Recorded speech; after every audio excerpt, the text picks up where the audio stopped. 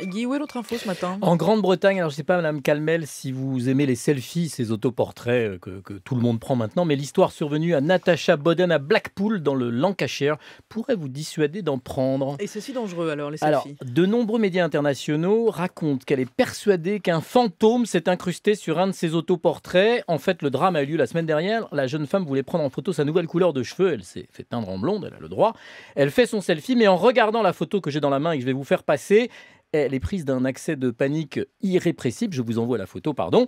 Elle croit voir sur le cliché le visage d'un homme caché derrière son épaule droite. Un fantôme, une apparition. Un ectoplasme se serait incrusté sur son selfie alors qu'elle était seule dans l'appartement. Elle s'est réfugiée dans une chambre d'hôtel. Là où l'histoire prend un tour étrange, Fabienne, c'est lorsque Natacha raconte aux médias ce qui lui est arrivé 6 semaines plus tôt. Et qu'est-ce qui lui est arrivé 6 semaines plus tôt? Les employés d'une entreprise de pompes funèbres viennent sonner chez elle et lui expliquent qu'ils viennent récupérer un cadavre. En fait, l'un de ses voisins vient de mourir et les croque-morts se sont juste trompés d'étage. Du coup, Natacha a assez peu goûté la confusion et depuis, je pense qu'elle est un peu à cran. Alors, vous vous doutez que le selfie hanté n'a pas arrangé les choses. En tout cas, elle a pris une bonne résolution. Elle ne prendra plus jamais de selfie en étant seule. En même temps, c'est dommage parce que c'est un peu c'est le principe du selfie, quoi.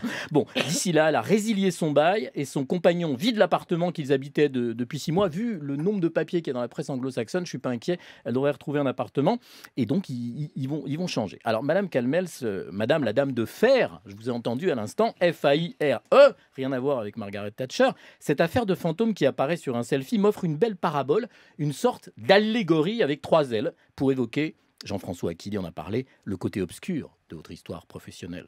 Vous êtes resté 9 ans chez Endemol, au sommet de ce qui est parfois le royaume du pire de la télévision. Je me demande si des fantômes venus de ce passé ne viennent pas de temps en temps se percher sur votre épaule. La politique n'est-elle pas un moyen d'exorciser une partie de ce passé rempli par les monstres que les émissions de télé-réalité ont pu créer?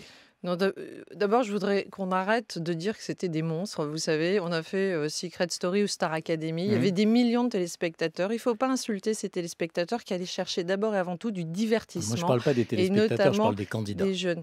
Oui, mais les candidats, là encore, ne caricaturons pas trop. Vous savez, dans Secret Story, nous avons accueilli des gens très intelligents qui avaient justement un secret. J'ai eu mon bac à 13 ans, je suis champion du monde d'échecs.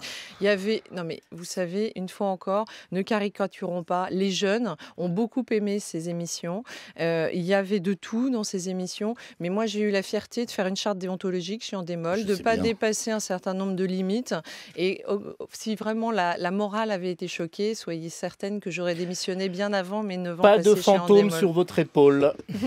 Voilà. Merci à vous. Et si vous avez un secret, vous serez obligé de sortir du loft.